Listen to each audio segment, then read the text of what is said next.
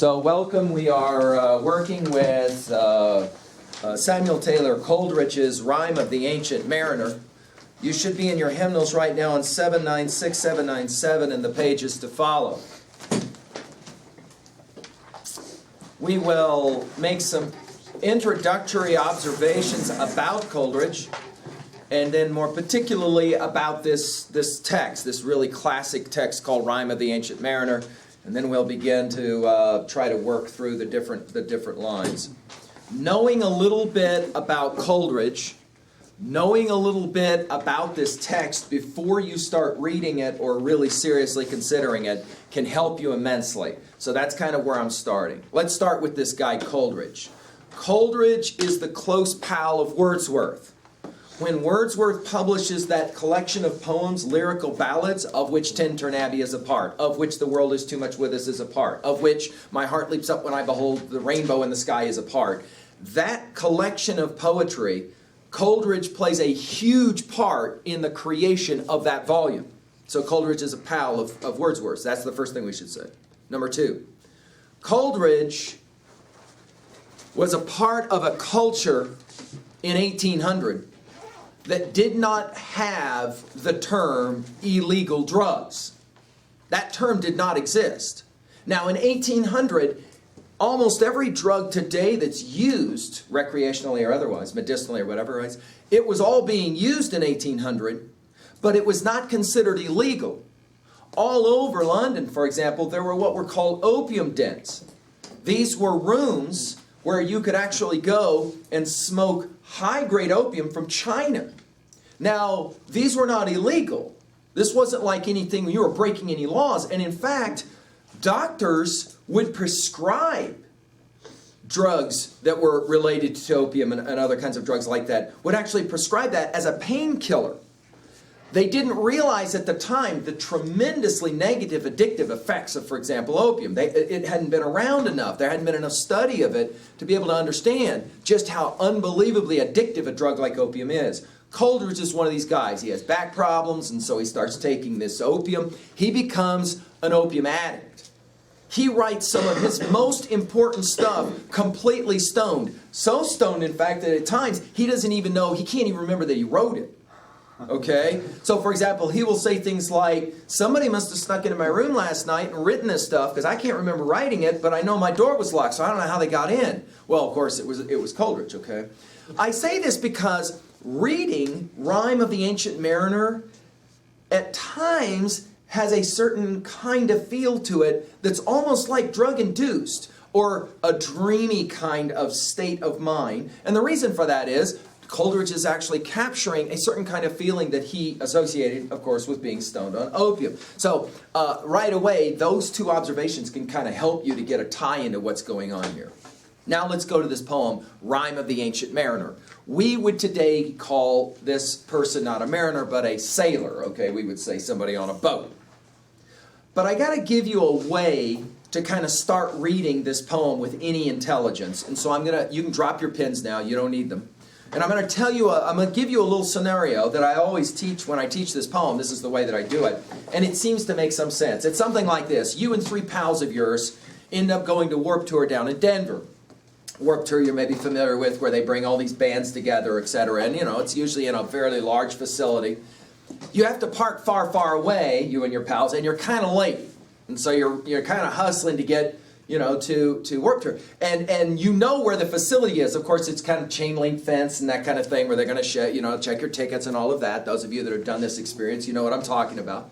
And you're kind of walking with your pals, and you're downtown Denver. And you can kind of see where the facility is. You're just a few hundred yards away from the facility, and you're kind of all hustling to get there, when all of a sudden you feel somebody grab your arm. So he grabs your arm. It ain't one of your pals. Grabs your arm. And you kind of turn and you look right into the face of this homeless guy who has grabbed you by the arm. Okay? And your instincts are to immediately pull away, but this guy has grabbed your arm pretty tight. So as you pull, you actually pull him towards you. Kind of gross, You can tell he hasn't showered for months. Long, scraggledy hair, smells, an old maybe like military type jacket that he has on that's really frayed and stuff like that.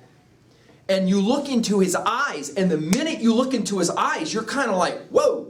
Because for whatever reason, this guy's got a certain kind of look that almost like paralyzes you. And it freaks you out, you know. And you say, dude, like, you know, get your hands. And he says to you, I have to tell you a story. Now, your instincts are to be like, no, you do not. And you need to let go of my arm because I got to get to Warped Tour.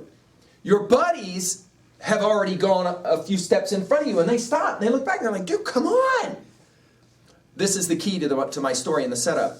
There is something about the way he looks and the way he says, I have to tell you a story, that for some reason you go, okay. You can't explain why you go, okay. You say to him, I gotta go to this work. And he goes, I understand that, but I'm telling you, I have to tell you this story. Can I tell you this story? And for a reason you cannot explain, that's important for your notes, and that's where we'll start with Rime of the Ancient Mariner. For a reason you cannot explain, you say, all right. What kind of story you got to tell me? Okay? Your buddies say, dude, and you go, just go in. Right about then you start hearing the first band warming up. You're like, okay, but guy, this is gonna have to be fast, all right? I gotta go. And the old man is right away going to say to you, I understand, you wanna hurry and get into work, but I'm telling you, I gotta tell you this story. And there's something about his look, and there's something about his eye, and there's something about the way he says it to you. Not that he's necessarily begging or pleading, but there's something like you can tell this guy is for real. He's not like just messing with me. He's not going to ask me for, $2 so he can, get a coffee. He's actually got something he needs to tell me. And there's something in the exchange between the two of you in this fast moment, just a few seconds, that for whatever reason allows you to go, all right. I'll listen to what you got to say to me. You kind of sit down. There's like something there. You kind of sit down on the side of that curb or whatever. And he starts to talk to you, and he begins to tell you this really, really whacked out story. Now, this story at first is going to sound fairly normal. It's like, yeah, whatever. And almost you're going to be like, yeah, okay, dude. I don't know if you've ever been around old people and they start telling you a story. They feel like they got to tell like 13 years of everything before, It's the way they drive as well. You see this kind of thing, okay? And so, you're like, yeah, trying to speed them up, right? And then all of a sudden, the story's going to change. And it's going to start getting seriously whack-jobby, like really weird, very weird. But the thing that's interesting is that as weird as this story's going to be, you understand he genuinely believes what he's telling you is true, like it really happened. And you're going to be like, are you like totally stoned or something? But you can kind of tell this guy is not stoned, but he is telling you a story that is so unbelievably strange and surreal that you're kind of mesmerized. And as he keeps going in the story, you kind of realize, whoa, whether this story is true or not doesn't really matter because he thinks it's true. The way he's telling it to me, it's like he's clearly not just making this up. He genuinely believes this really genuinely, truly happened. And over the course then of him telling you the story, you begin to somehow kind of be captured by the story the way 5-year-olds are captured by a good kindergarten teacher that tells a good story. You know what I'm saying? Right? You kind of become almost like a child as you're listening to this old fart tell this story. I have now given you the background to the Rime of the Ancient Mariner. Only it's not Warped Tour. It's a young gun. That's important to say right away. A young kid who's going to a wedding. And he's so excited because the party for the wedding is about to start. In fact, you can actually hear the musicians warming up for the wedding party. He's like really excited. Yes, I get to go to this party. It's going to be so much fun. And all of a sudden, on his way into the party, this crazy old man reaches out and grabs him by the arm and says, I got to tell you something. And he pulls away. Dude, what is wrong? And the old man says, no, I got to tell you, well, instead of saying it and summarizing it, how about this? Let's just read it, okay? So if you can kind of get caught into this part of the story in the background, then all of a sudden you can actually begin to read this poem with some understanding. By the way, you've also got some images. This is one of the most famous poems ever written in the English language. Okay, let me just say that out loud. Can I say this? If you ever have been to a movie where something jumps out and catches you and scares you, scary movies of any kind, the very first of those kinds of stories is Rime of the Ancient Mariner, 1800. Contemporary, isn't this interesting? Contemporary to publishing of this poem was a woman of 18 years old who wrote a little novel called Frankenstein. Mary Shelley will write a novel called Frankenstein. Contemporary to that was another cat who wrote a famous novel called Dracula. All three of these stories are told within a matter of 18 months. They're all written within a matter of 18 months. It's very hard to go back before this time and find horror stories.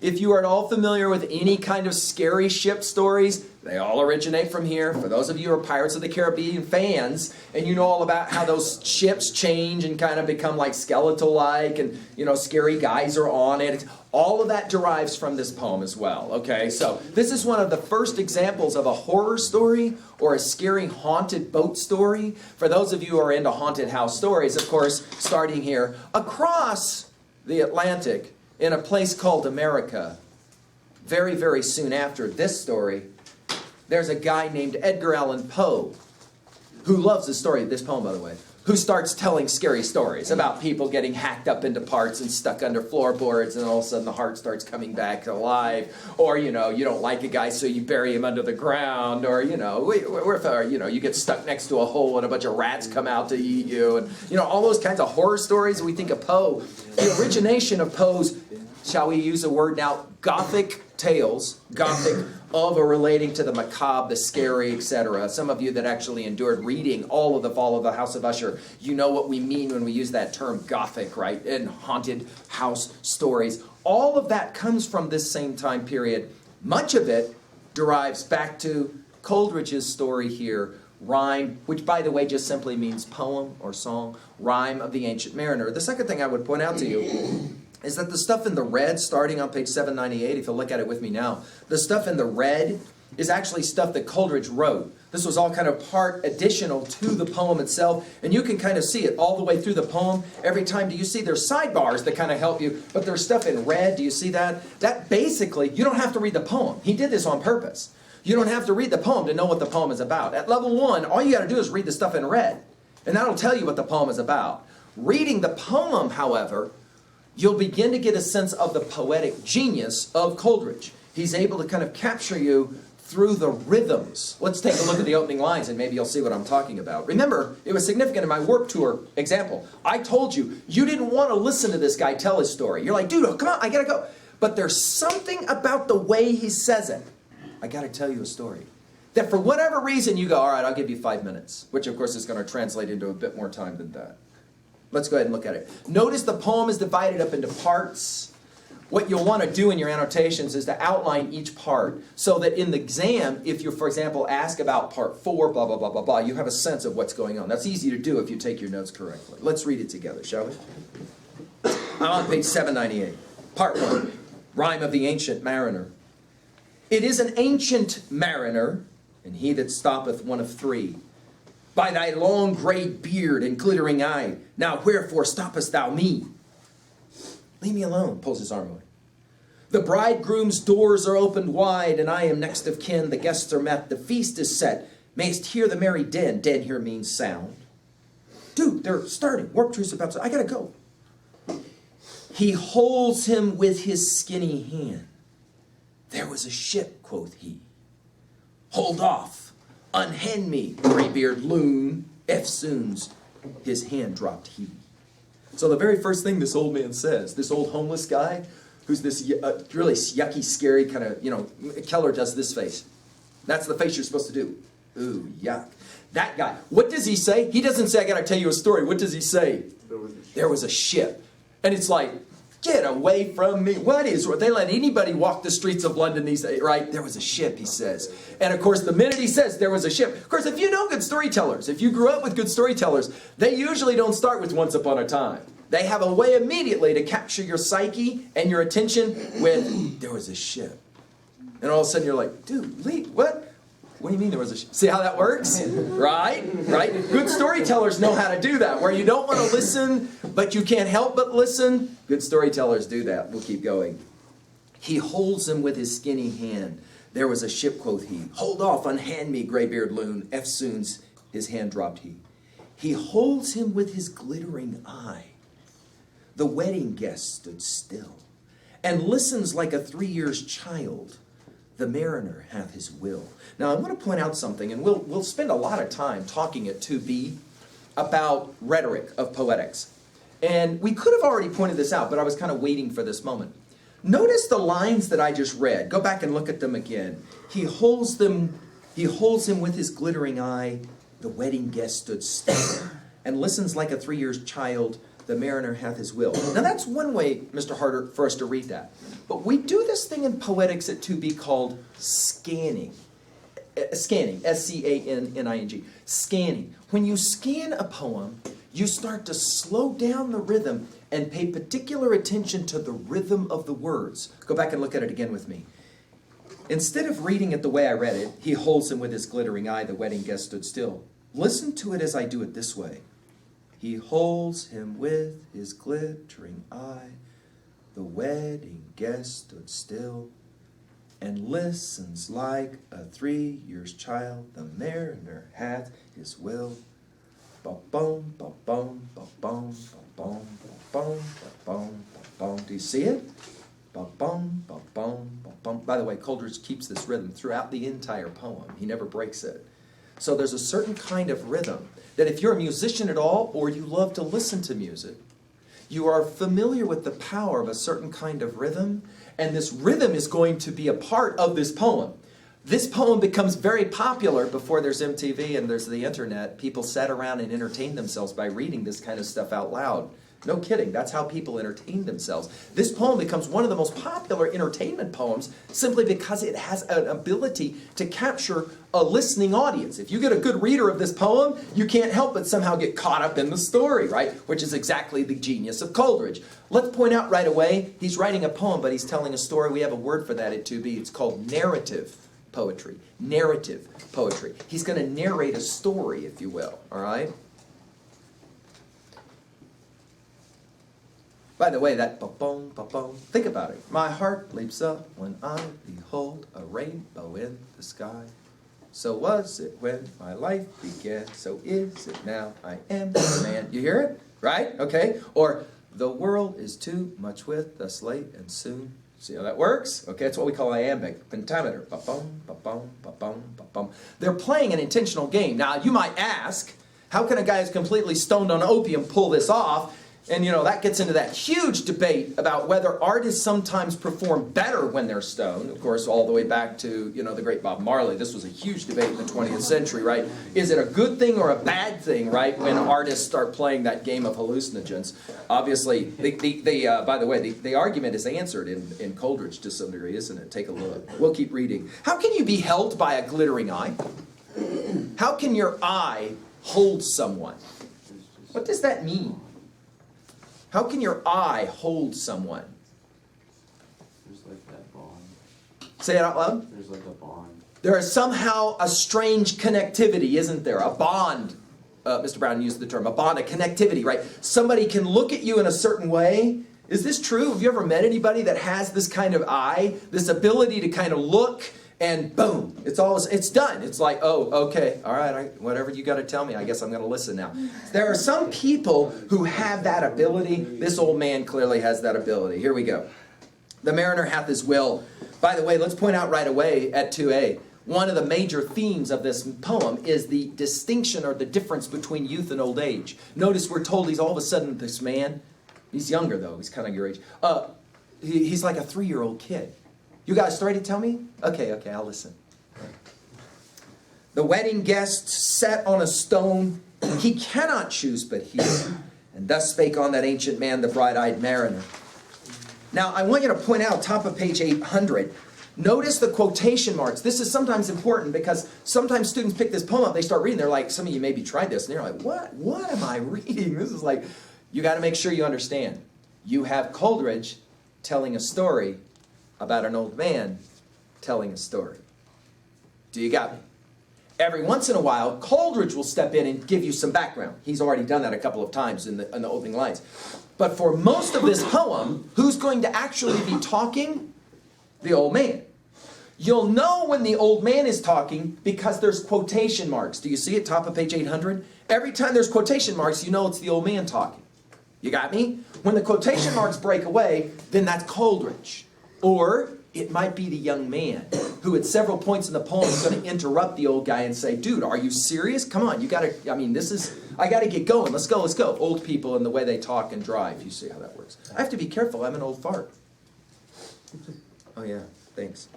The ship was cheered, the harbor cleared. Merrily did we drop below the kirk, below the hill, below the lighthouse top. He says, I got on a boat and I went for a sail. The sun came up upon the left, and out of the sea came he. And he shone bright, and on the right went down into the sea, higher and higher every day, till over the mast at noon. Notice the break, line 31. The wedding guest here beat his breast, for he heard the loud bassoon. The young kid, he's like, dude, really? I mean, notice how the old man starts out his story. I got on this boat, and we went on a ride, and the sun came up and it went back down. Then it came up and it went back down again. Then it came up and it went back down again. The kid's like, what? Are you serious? I'm hearing them warming up the tunes. And he beats his chest. He's like, come on, dude, I got to get out of here. And you're sitting here holding me, telling me some stupid story. Right? Notice. Keep going. The wedding guest here beat his breast, for he heard the loud bassoon. The bride hath paced into the hall, red as a rose is she, nodding their heads before her goes the merry minstrelsy. In other words, they're ready to have the party. The wedding guest, he beat his breast, yet he cannot choose but hear. Second time. He cannot choose but hear. And thus spake on that ancient man, the bright-eyed mariner. And now the storm blast came. We're back to the old man telling the story again. And was tyrannous and strong. He struck with his overtaking wings and chased us south along. With sloping masts and dripping prow, as who pursued with yell and blow, still treads the shadow of his foe, and forward bends his head. The ship drove fast. Loud roared the blast, and southward we fled. And now there came both mist and snow, and it grew wondrous cold, and ice, mast high, came floating by, as green as emerald. And through the drifts, the snowy cliffs did send a dismal sheen, nor shapes of men nor beasts we keen. The ice was all between. The ice was here, the ice was there, the ice was all around. It cracked and growled and roared and howled like sounds in a swound. At length did cross an albatross. Through the fog it came, as if it had been a Christian soul. We hailed it in God's name. Now I got to point out two observations here, because we live in the middle of a desert, in the middle of the mountains. And so many of us have never even been on a ship to have some sense of what this means. During the time this poem is written, 1800, mariners, sailors, can get on a boat and they can start sailing and not come back for 3 years. 3 years, they can be gone. So, for example, they'll say goodbye to their mom, their dad, or whoever, their lovers, their wives, their children, and they can be gone for 3, sometimes up to 5 years, depending on if they're actually circumnavigating the entire globe. When you leave London and you start sailing, there ain't but 3 directions you can go. You either go north, you go directly west, which puts you, of course, right into the American continent, or you start sailing south. If you want to go around the world, you have to sail south, okay?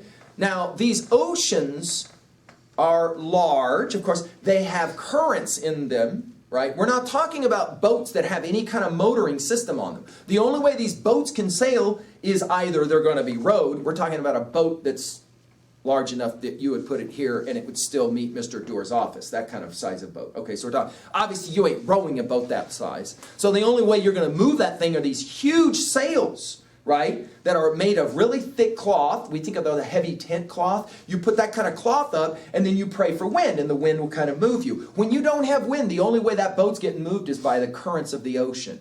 He tells his wedding guest, the young kid, what happened is we ended up getting in one of those currents, and it took us south, and it took us so far south that we ended up where? South Pole. Yeah, we ended up very close to the South Pole, where lots of ice and snow starts to hit. Of course, this is bad news, B-A-D, bad news. If you get stuck down there, everybody freezes to death. Happened all the time, all the time. Guys would end up down there stuck in the cold, okay?